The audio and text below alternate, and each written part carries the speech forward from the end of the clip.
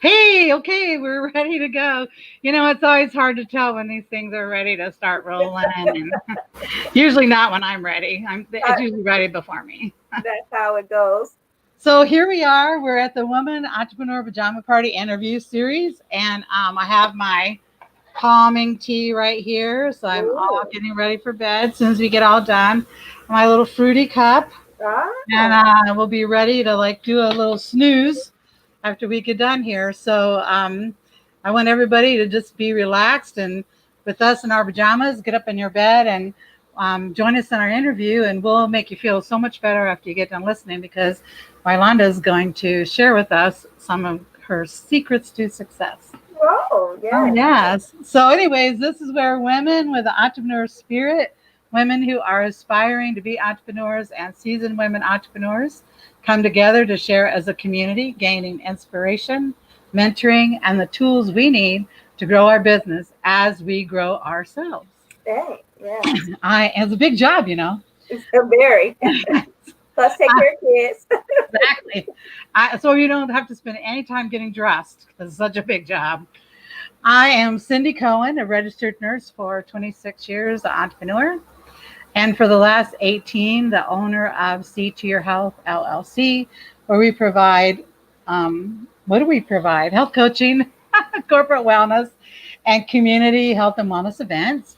And in 2018, I founded the nonprofit organization See to Your Health Women's Initiative, providing mentoring and leadership building for high school girls, like seniors, because they're getting ready to decide what they're going to do when they get out of school, aspiring, and women who are just starting their business, and seasoned entrepreneurs too. So we help any woman, and some, a few guys too, if you're you ask about what they need to do to grow their business because women's needs are so much different than men's needs when it comes to, well, growing a business and just about everything else. Yeah, yeah.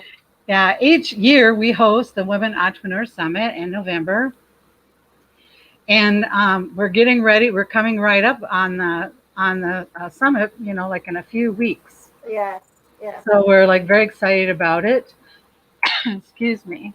And what we learned by putting together the Women's Entrepreneur Summit was that November 19th is National Women's Entrepreneurship Day. So we have our own day.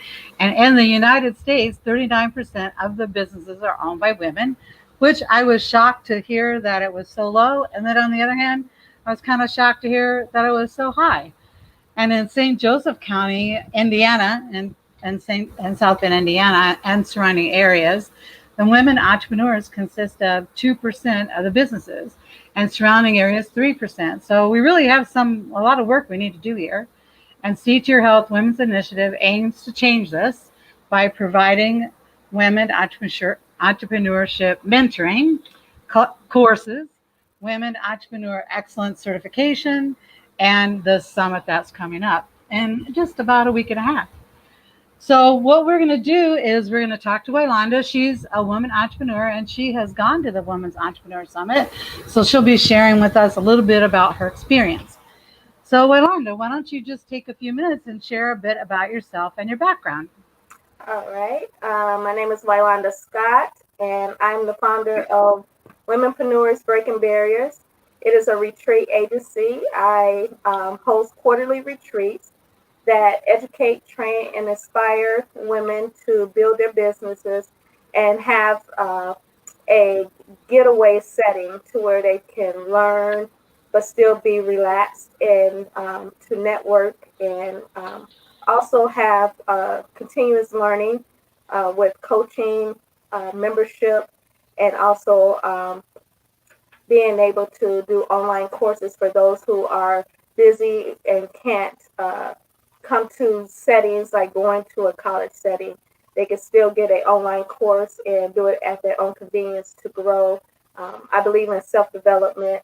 I'm also a ordained minister. That's been for over 12 years. I've been ordained minister. Somewhere in that time, with my pastor. My pastor is Monterey Reverend Brian L. Bacon. I'm a member of the Mount Calvary Baptist Church. He makes sure that you are busy. So So Exactly. you lose time of how long you've been in the field. It seemed like for hundreds of years, but I'm grateful for it because that's where I learned my calling, which is teaching. So that's what I love to do is teach and also talk to women. So that's where I got my feet wet is in the ministry, and also able to use my spiritual gifts of encouragement and uplifting and giving. So I've been in leadership and management for over 29 years. I dabbled in the health field for 12. That's because my grandmother paid for it. I had no choice. Even though I hated it, I loved it because I was still able to use my gift of the caring part. Um, Mhm. but I worked as a district manager, assistant manager, a co-manager. Every manager there was, I worked as that manager. So that's where I got my experience. I also got my education through Bethel and also Davenport College. And both of them changed to universities. So, Right. Yeah, they did. yeah, both universities. So I was just blessed to be able to be educated, be trained, and then also have that spiritual backing to help me. So you are in our mentoring program, so I know you very well. So how long have you owned your own business? Is this your first one, or have you had other ones before this? Can you just kind of tell us where you are in your journey? Wow, a long journey. I had this is not my first business. This is my first business that I'm doing in my passion. Um, I had a home health care business before home health care actually came. Mine was private, and I worked that for 8 years. And it was very good job, well, business. But I came sick, and because it wasn't my passion, there was no to go back to do it. So that's how I ended up entering into retail. Um, and but I've been in this business working with building retreats and educating women. It's been a year now, but I have not been for this last year because of COVID. I actually have not been doing retreats. I've been doing using other skills that I have to do. So that's why it was still a little, sad. Oh, I'm not doing what I wanted to do, but looking for the new year and as things change, being able to go into it more fully. Well, we can all do better at that pivot, that new pivot skill, right? Exactly. That's a nice way to put it. But I love it too. It's always, as an entrepreneur, we're always like reinventing ourselves and reinventing the products and services that we offer. And, one of the great things about being an entrepreneur is hopefully, you have the personality that's flexible enough to be Yes. able to make those changes and it isn't too, terribly stressful for you. Oh, yes. So during the mentoring sessions that I have about town and with the women that I mentor, people are like always asking me, how does someone find their passion? I mean, that really seems to be like a big question where people just aren't sure kind of what they're passionate about. So how did you decide that this was your passion? Like what was your aha moment? Oh, gosh. It was through a lot of trial and error and opportunities. Right. um, because passion is, I tell everybody, because we're women, we're multitaskers. So we could do about everything. Um, we can even fix a car. If we put our mind to it, Yeah. we can build a building, Right. Do whatever so we need to do, right? yes. And so we would think that we're good at everything. And I was just blessed to be able to multitask. So there was a lot of stuff that I did, but I didn't have that connection to it. And my aha moment was when I got the opportunity at our ministry to host uh, the women's ministry, Mhm. and it was like awesome. And getting all that together, meeting with the women, um, directing them on how they wanted to go, and then being the keynote speaker, I was like, "This is it. This is what I want to do." And And I sat down, I wrote a couple of things down to ask, but all the things that I was good at. And I said, what would I do if I wouldn't get paid? And that was it. So I discovered that is my passion, to train and teach women in a gathering, in a ceremony setting, to where they can be relaxed. Because I feel when we're relaxed, because we're always doing everything, that we need that relaxation, away from the kids, away from the husband, away from world, Oh yeah. just to learn. Now it's full of distractions. There's a ton of them. Oh yes. So the studies show that 38% of businesses worldwide are owned by women. Other studies show that women who utilize mentoring breaks down the barriers that are faced by these women, such as lack of access to technology and networks, finance, and other business upscaling tools that they need to accelerate their business. And when women use mentors, it actually improves their business success by 33%, which is really a lot. Yeah. And that's what we're doing here today on the show, is we're actually providing mentoring for our viewers, because you are sharing your experience. So as our mentor, so now you're our mentor. Okay. In your business journey, what advice helped you the most, and who did you get it from? Oh, the best advice that I got, and I will stand on it, and it's in everything that I do. Donald Trowbridge, he was my mentor at Walmart when I was first going into the management program. And I never did retail. And I would back down on opportunities. I knew how to do it, but I didn't feel comfortable because I was around a whole bunch of men, and the atmosphere just wasn't there. And he put me to the side and he said, no one will know that you're great unless you show them. Wow. And he was like, I like that. I need you to hurry up and show them, because I'm tired of working for these stupids. That's great. What great advice. And I use that in everything, first being called into the ministry. No one will know that you're great, that you're called, until you show it. And, and that's what I start teaching my kids, and whoever I come in, that's the first thing that I tell them. Look, nobody will know that you're great until you show it. I think the first people we mentor are our children. Oh, yes. Oh, yes. I also use a lot of business analogies centered around my family life. Yes. I think we learn a lot of great lessons there. Oh, yeah. And every bit of everything that ever happens to you and what you learn is where you're sitting right now. Yes. So everything that's happened to get you wherever you are. So it's not always a bad thing, all those bad things. Sometimes good things come out of it. So what advice would you give women who are starting a business? Like, what did you kind of wish you knew before you kind of jumped in? The back end. No, but the back end of it. Okay. So what do you mean? So what do you mean by that? Because working in management and in the business field, always being in leadership, I was working and I was doing the front end of it.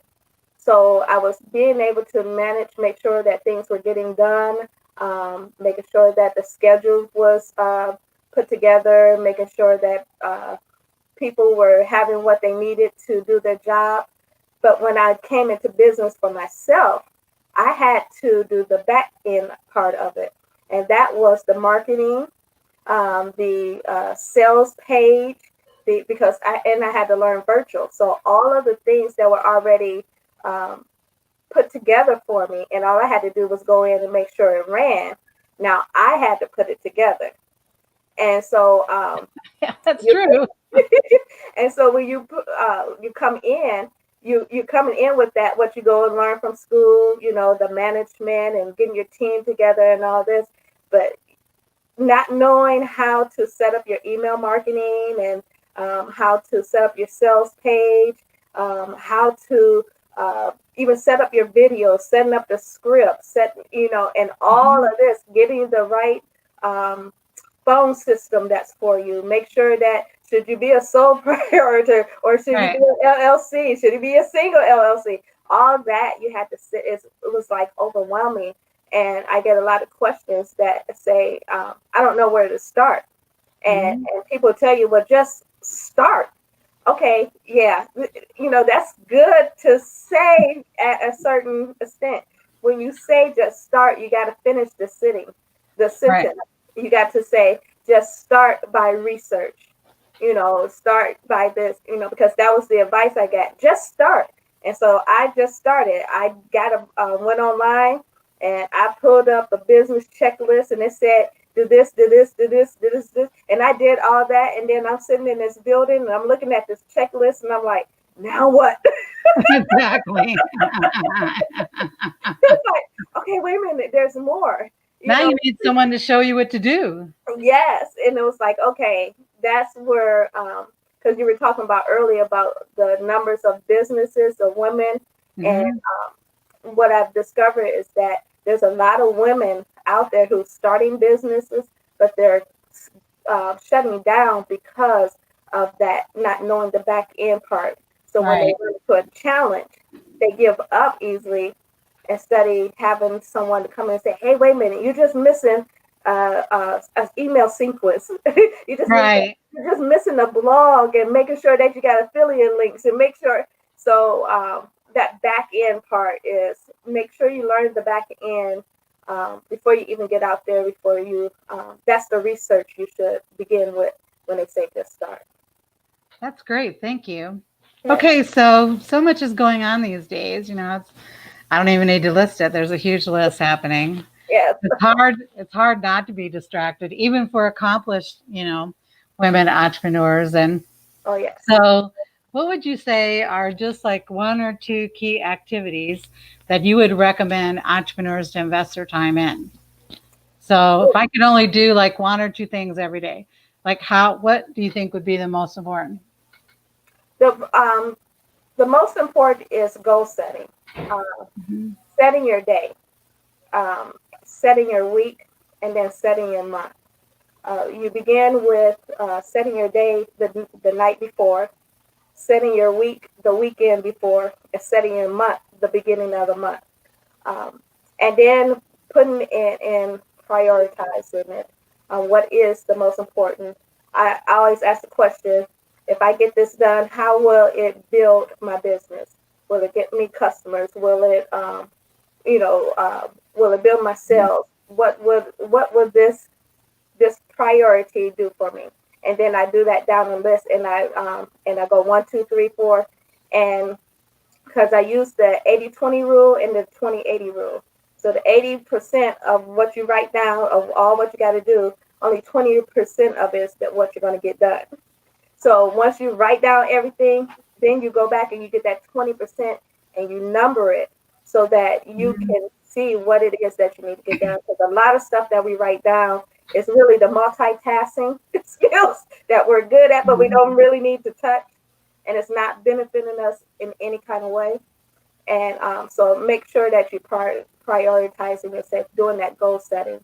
And then secondly, making sure that you have me time.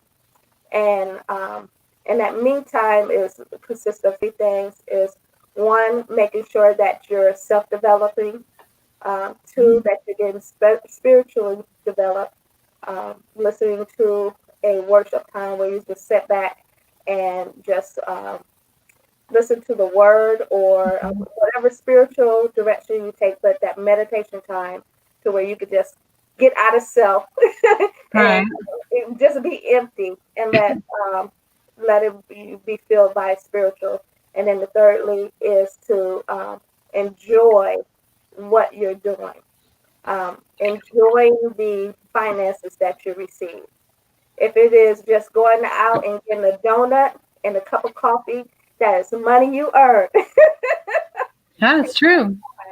To do that, and those 3 things will keep you ahead. And the last thing is to make sure that you have a mentor, a coach.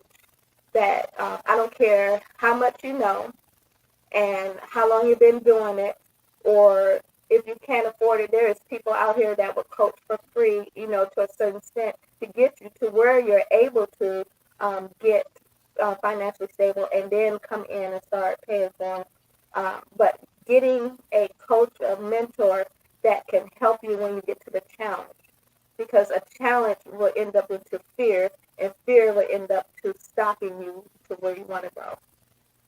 Oh, that's great advice. That's pretty power packed, I have to say. I've been thinking about that 80-20 rule that you just talked about. And, that makes sense. So if you have a list of 10 things you need to do, so on the list of 10 things, you would only get 2 done. Yeah. So if you have a list of 20 things, you only get 4 done. Yeah. So that makes sense because, I don't know about you, but I'm kind of afraid to make to-do lists. Because then it's like a little bit overwhelming, and then I think, oh, okay. So I once went to a seminar where they said, well, make your big list, but just pick like 4 things you're going to get done on that day, and just concentrate on those 4 things. And so it goes right along with what you're saying. I mean, I think it makes a lot of sense to me because I think when women, we start out with a nice list and we think, oh, we're going to get these 2 or 4 things done. And then everything else happens on top of it. Yes. And so it's a little discouraging. So I think that 80-20 rule, it's a nice rule of thumb. Thanks for sharing that with us. No problem. Thank you. So the Women Entrepreneurs Summit is just right around the corner. It's just like 10 days away now. I know, it's very exciting. We're very excited about it. And we found during our research when we set up our nonprofit organization that women business fail at the rate of 70%. So a lot of women's business fail. Within the first year, it's even higher. I think it's like 85%. And then as you go the second year and the third year, and by the fourth year, that's pretty much 70% have failed. And when you look at the research, of course, there's a million reasons why women business fail, but there's really just a few main ones that keep getting reported over and over. So one of them is lack of mentoring, which we have talked about. And role models. It's hard to find a role model because there's not a lot of women maybe where you live. There's not a lot where I live that are successful women entrepreneurs. I have more experience than you. Lack of resources or not knowing where to find them. And also lack of confidence. Fear is like a huge thing. So at the summit, we talk about mostly those things. We have 19 speakers come and address those areas. So I know you attended the Women's Entrepreneur Summit last year, and do you mind sharing with us a minute your thoughts about the summit and how maybe it helped you with your business? Yes, I actually attend all 3 years. Oh, you did? Yep. Oh. And each year it got better and better, and it's just because of the experience, going. So, well, the first 2 years, because we got the third year coming, I'll be attending this one too. You feel like you've already attended. Yes. But my experience was the knowledge, the wisdom that was shared from each speaker that came up, and they wasn't afraid to share the knowledge and wisdom. They were open. And what they gave you, you didn't have to go search, around and say, well, maybe that's what they said or maybe not. It was clear. And when you left, you were able to take what they spoke to you and use it in your business.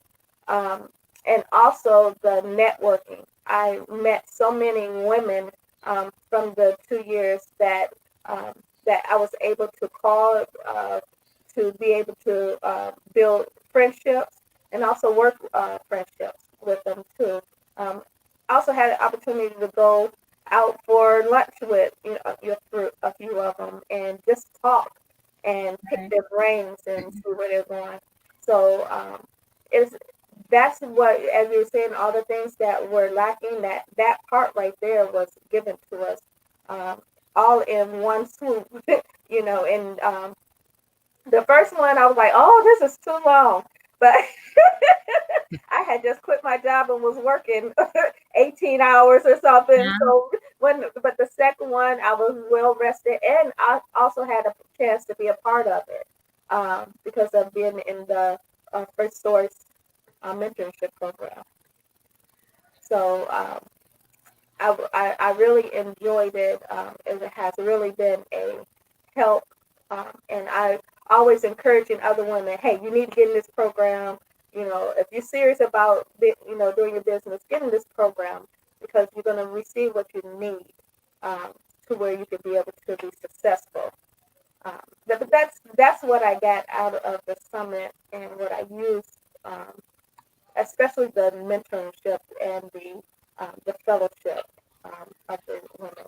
Oh, that's so great. That's really part of our philosophy is to build a women entrepreneur community Yeah, where we can lean on each other's strengths and learn from each other and collaborate and pivot yeah, and yeah, problem solve and support and, cry on each other's shoulders, be depressed, get better, be happy. I mean, it's really been an amazing experience for us to really put this whole thing together.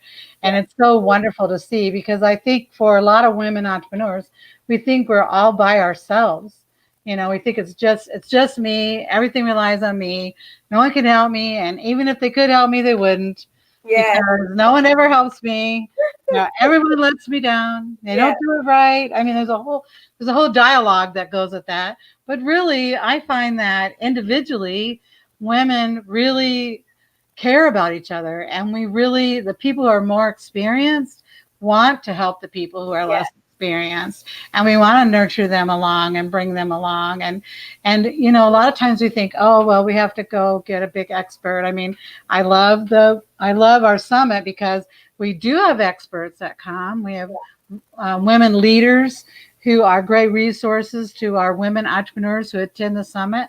But we also have 10 women entrepreneurs that are down in the trenches, working their business and sharing what they oh yeah, know. And yeah, and so it's such a great experience. And the networking is so great too. yeah, And I know this year we're doing the summit virtually, and a lot of people are worried about that. I've had some women come to me and said, but the networking part is so amazing. Like how do we foster that as a virtual event? yeah, And so I was really concerned about that initially, but now I'm like super excited yeah, because we found a platform that'll help us network with each other. And the one that we're using is Hopin, like jump, hopin.to. And they give you inside of a platform really close to a real life experience. You have like you go into a lobby and you have the main stage, which will have all the speakers, and they after they play once, they'll all be recorded, so you can hop into any presentation you like. There's also exhibit spaces there, so you can visit each exhibit space, and then they actually have a networking platform. It's sort of like speed dating.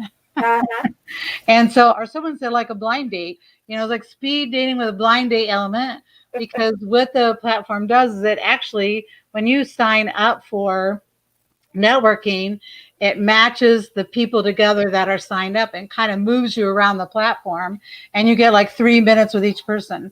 So uh-huh, it's really hard to like visualize if you haven't been involved, but trust me, it's really amazing. I mean, I'm like super excited about it. We wouldn't even be doing it if we couldn't do the networking piece, yeah, because yeah, that's really the part that we really love, that everyone leaves and they get to meet someone, or 20 or 30 people, and they also can make connections with them later, after the event also.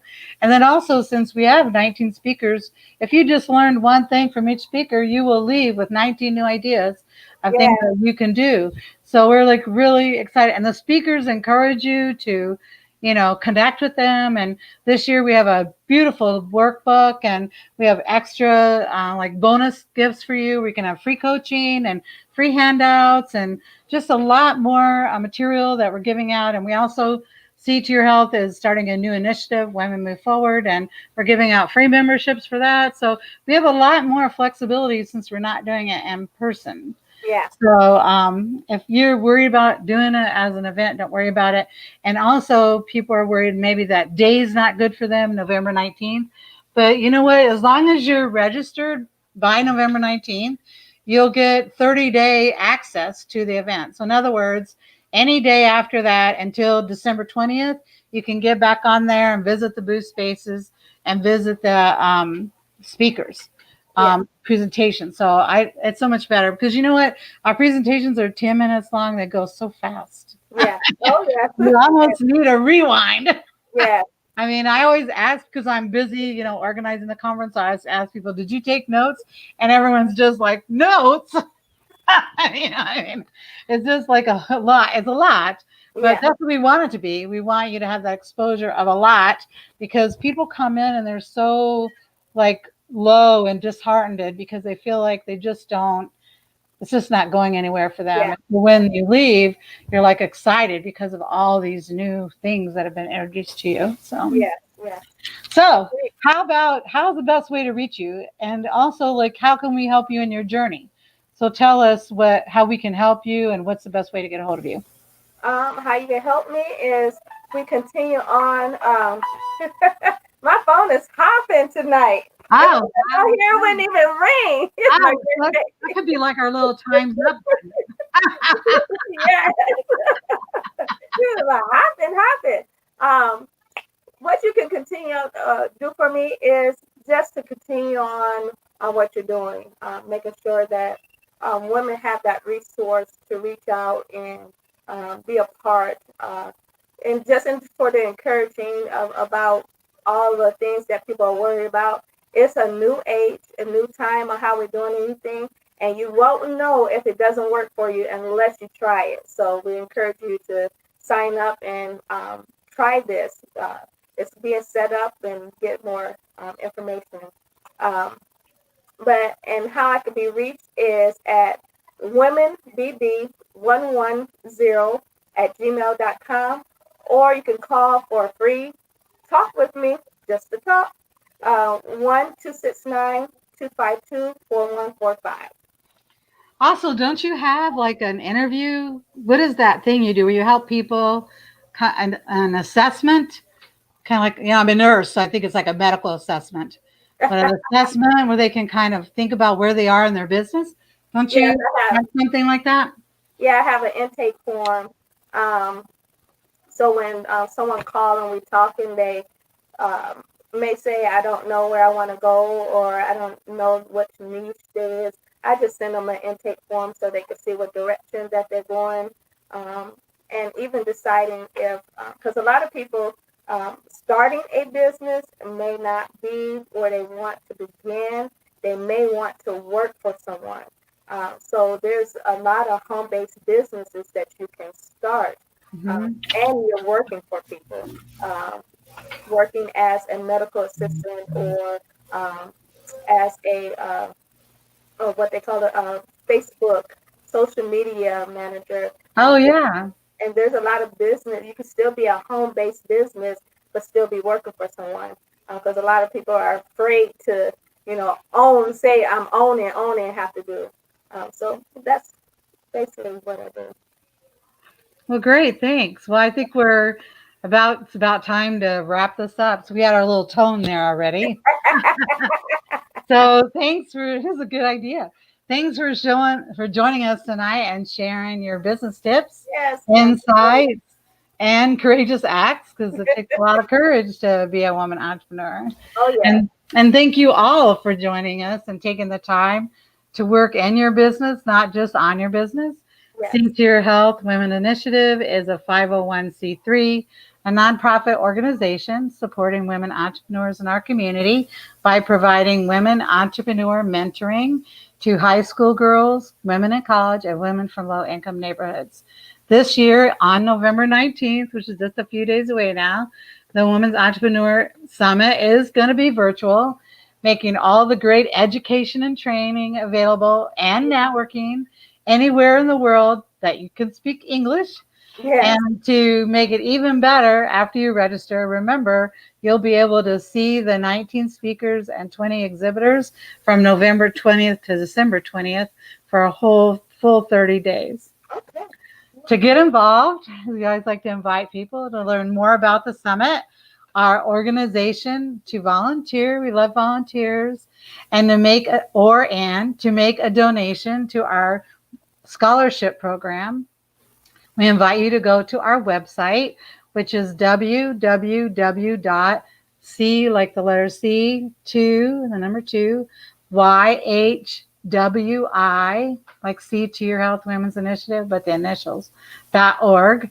And you can pick up the summit at www.women's, like more than one, women'sentrepreneurssummit.org. We look forward to seeing you at the summit this year. And until next time, stay healthy, stay connected, and stay you. Yay! Yay!